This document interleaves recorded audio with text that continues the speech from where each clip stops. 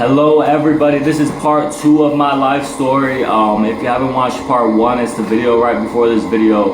Like I said, I have 19,000 followers on TikTok, and a lot of them ask me for my story. They want to know how did I end up like this and all that. So I said I would do a YouTube videos explaining my life story. Where we last left off, I was stranded in some small town outside of Atlanta, Georgia, after doing all this acid with these guys.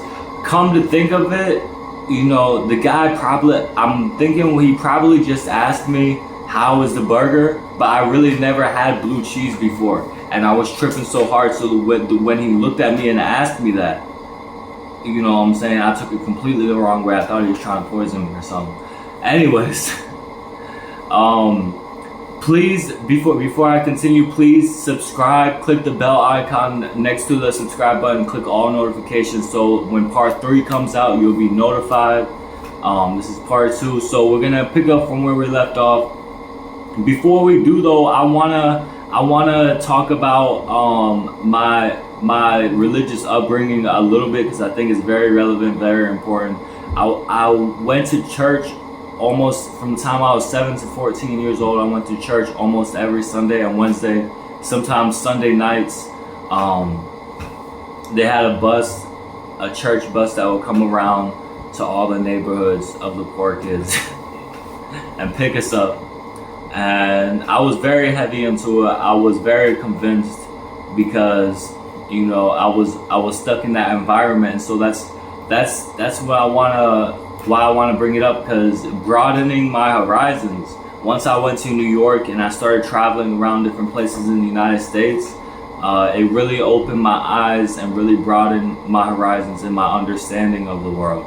You know, there's some people who can be raised in a small community or small environment like that, and they can be stuck in that indoctrinated mindset for their whole lives because they've never like broadened their horizons. So that's why I think it's really important to do that.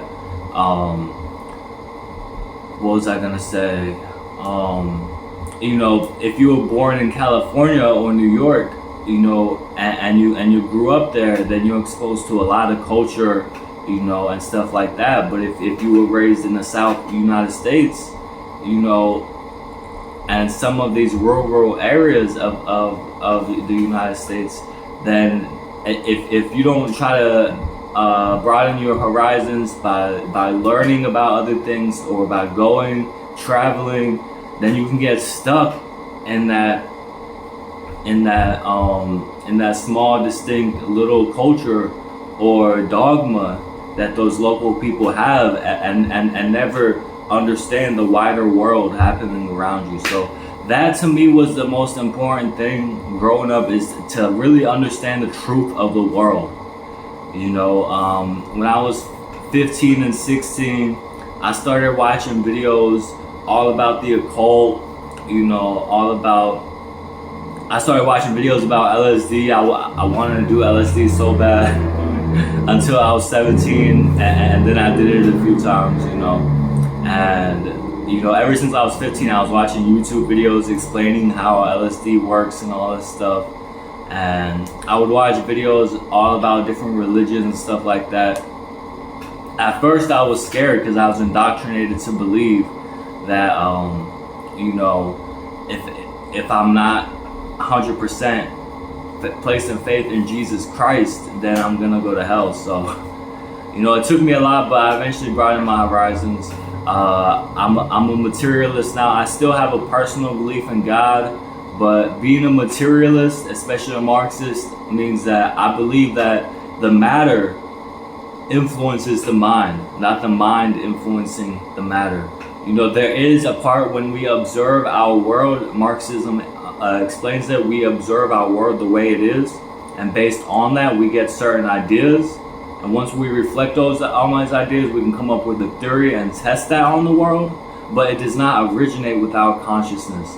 The matter is superior to the consciousness. The consciousness does not control the matter controls the consciousness. So anyways, so let me get back to the story. So stranded outside some small town in Atlanta, Georgia, and I'm I'm walking around the campsite, and then I exit the campsite, and I'm walking down this road. It's like such a small town. I'm not even in the town part. I'm in like the country part. Like there's a store I see like way down the way. Stop at the store. I keep on walking.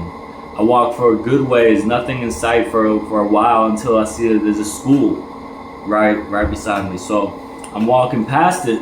Right when I'm walking past this middle-aged white lady's leaving, and she looks at me. She says something, and I'm telling her I'm just trying to get to town or something. I'm putting my thumb out to the nearest town,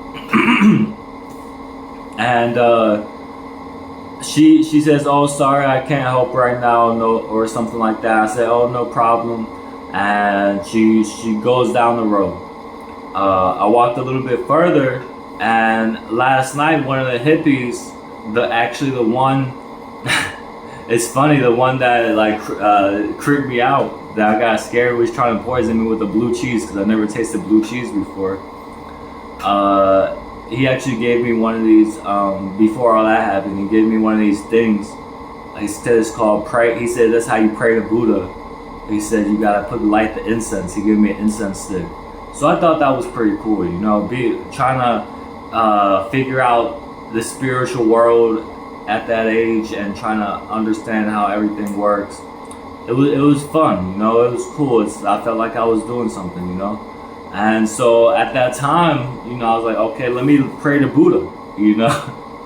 So I lit the incense, and then right when I was lighting it, okay, this lady, she came back.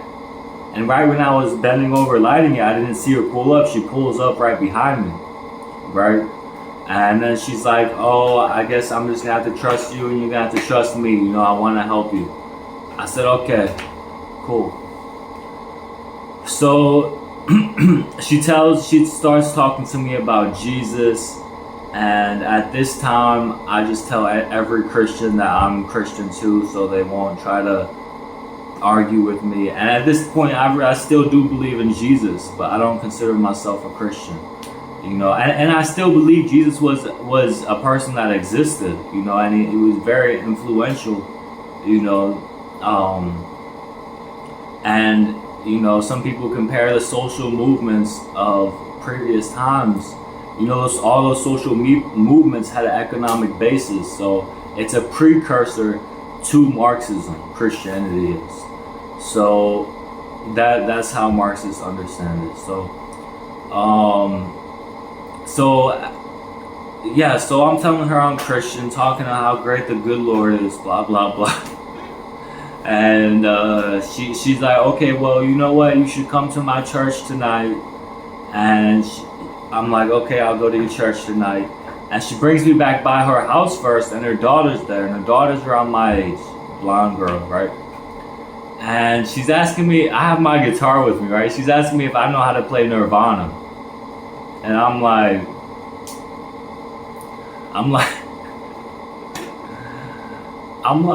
yeah, I know how to play a Nirvana song or two. And then she's like, oh, well, one day you should learn this Nirvana song and play it for me or something. And when she said that, I was like, okay, you know, but at the same time, I'm like, in the back of my mind, I'm like, is this supposed to be my new life? You know, I go to this church, you know, bring myself into some better position, play some Nirvana on the guitar for this white Christian girl, then we fall in love and get married or something. Oh my God, you know, my mind really runs with it. So we went to church that night. I didn't really fit in with nobody at the church, you know, not even the people my age there, you know. And at this point, you know, I had just done so much acid. I'm really in the spiritual mind, and I'm thinking I'm on some journey, right? So I think I was talking to somebody or something, And then I forgot, but the youth pastor, he tells me, he says, "Oh, that guy's the sheriff. Be careful," or something. He was like, "Oh, because they saw you over there talking to people over there, and we didn't want you talking to the sheriff." Like trying to insinuate that I might have some kind of criminal background or history. At this point, I did not though. So I was very confused by this. When I was younger, I didn't I didn't understand profiling. You know what I'm saying? But now I understand it. Anyways, I'm not upset about it. But anyways, at this point, I was very confused. I'm like, I haven't done nothing wrong here.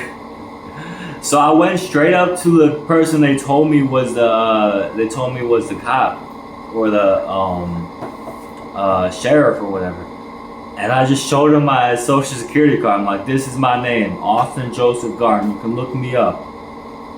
I said, "I haven't done nothing wrong." And then he's just looking at me like, "What?"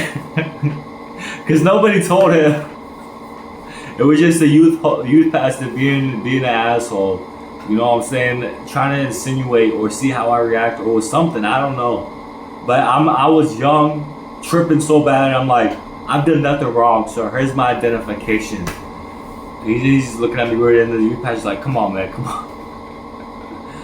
So after church, I'm walking down the road, right? Walking out of the parking lot. I'm like, okay, well, that was totally fucking, like, I said, that wasn't helpful at all. Why did I go to that church?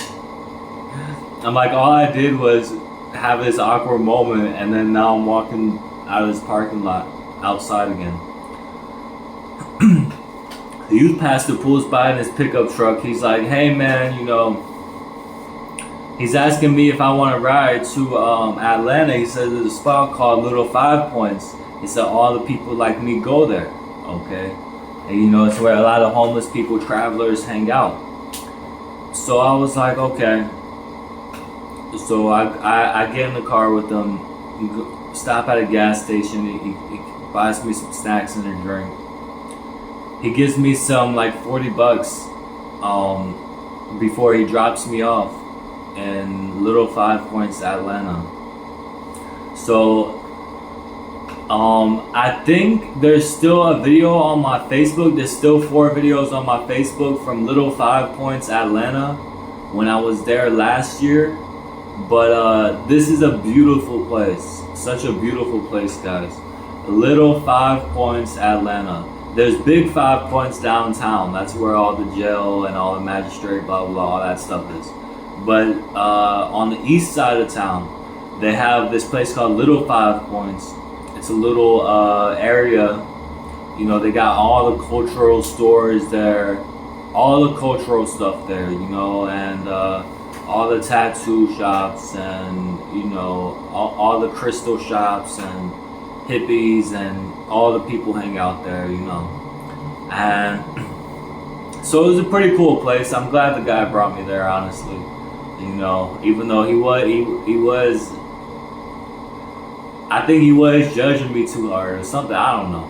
But anyways, so I'm out there. First night in Little 5 Points, Atlanta. I was outside. I was walking around. I saw this one homeless guy out there. I asked him for some weed. He said I'll give him $5 for some weed. So he got this. He said all I got is this homegrown. Back then I didn't know too much about weed. You know what I'm saying? I smoked weed a lot, as a teenager, but I was from North Carolina. We don't know too much about weed there because it's not legal. We don't know all the strains, all the sativas and indicas and all this stuff, or where it comes from, how it's grown, none of that stuff. We just know it comes from California. So this guy says he got homegrown. I said okay. So pulls it out, and now looking back, I've worked on a weed farm before. That was pretty cool. I don't really think it was too much of a farm, but it was just this guy's house. I worked for a weed grower, trim and bud before, and it was basically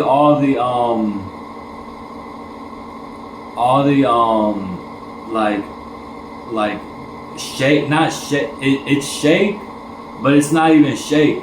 It's all the leaves. he was giving me all the damn leaves and stuff. You know what I'm saying? He wasn't. It was really just leaves. There was no buds. I didn't see no buds. I don't remember seeing no buds. I forgot. I think I even told him just to take it back or something. I was like, nah, I'm good, man. I'm good. I forgot, right?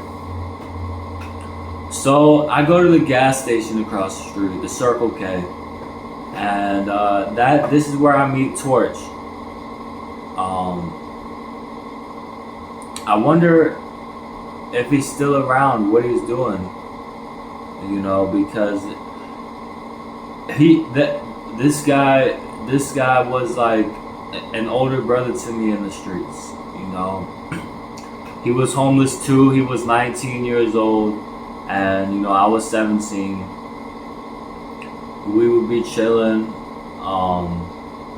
He was on some heavier things, but I wasn't. When I was 17, all I wanted to do was smoke weed, you know. And a lot of my homeless friends did heavier things, and I saw them do it, but I never did it. Thankfully, you know. And the first night I met him, he comes out of the store and he's like, I got this, I got me a hot dog, a soda, and some chips, because there was like a combo they had at the gas station. He's like, a good American meal, right? And I was like, yeah, that it is. And so he's like, so then I start playing outside the gas station my guitar, trying to make some money, because I'm like, okay, that's default, you know, that's if I don't got nothing to do, I guess I try to do that. It is pretty late though, but I'm like, I got nothing else to do, maybe something will happen. So then these other two homeless guys who know Torch also, they pull up and they're playing. I think one of them has a guitar also, and they're playing. And then they're like, we get kicked out of the gas station parking lot, and then they're like, bro, just come with us over here. You know, we got a spot we can all chill, play music. You know, we got a good spot. So I was like, all right, cool. We went down the street, and down Euclid Avenue, I believe it's called, and we went behind this building, and I forgot if there were already some homeless people there, or they just, I know more showed up over time, but eventually we had like 15 to 20 homeless people out behind this building in some parking lot playing guitars. We got people talking to each other, you know, in little groups. It's like a regular homeless party, you know what I'm saying? Like, if I could go back, what I'm gonna interrupt this here. Sorry, I had to try to crack my back. It's not comfortable sitting in this chair all the time. So, if I could go back, okay, let me rephrase this way. What I would like to believe, which is no evidence for, and I don't place any faith in, and don't base any of my decisions off of, but what I would like there to be is after you leave this body, maybe after many incarnations, you can go back to any point, you know what I'm saying, and experience it again, you know, because, yo, even though it sounds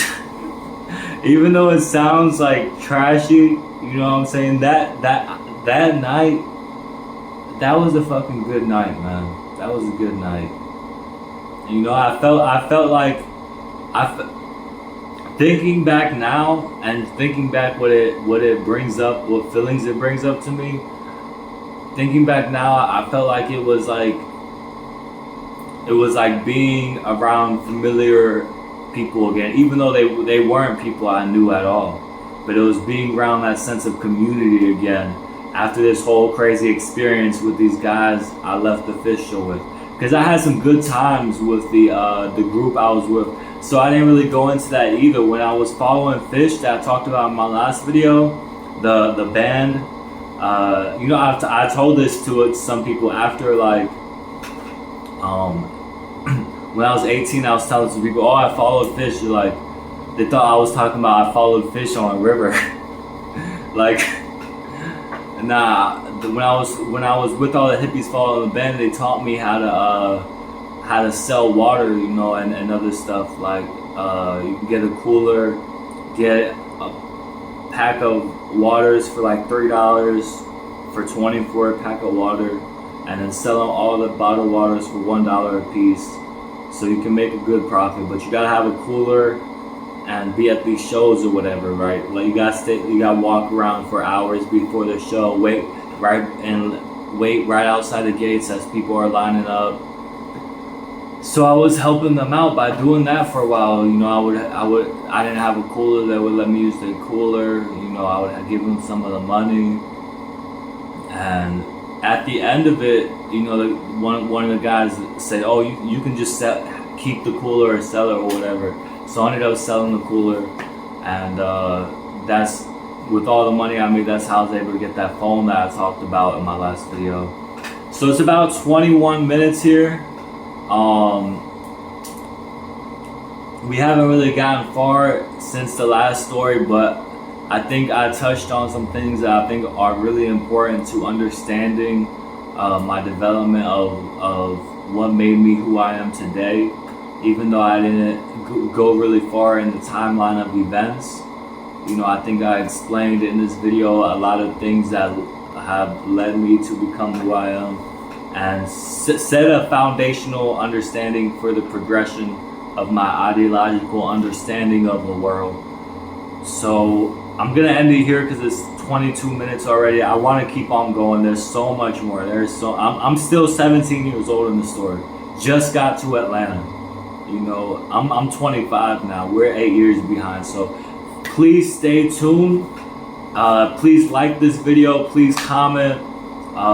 Please subscribe if you haven't already, and click the notification bell right next to the subscription button, and click all notifications. So when part 3 comes out, it's most likely gonna come out tomorrow, guys. Tomorrow.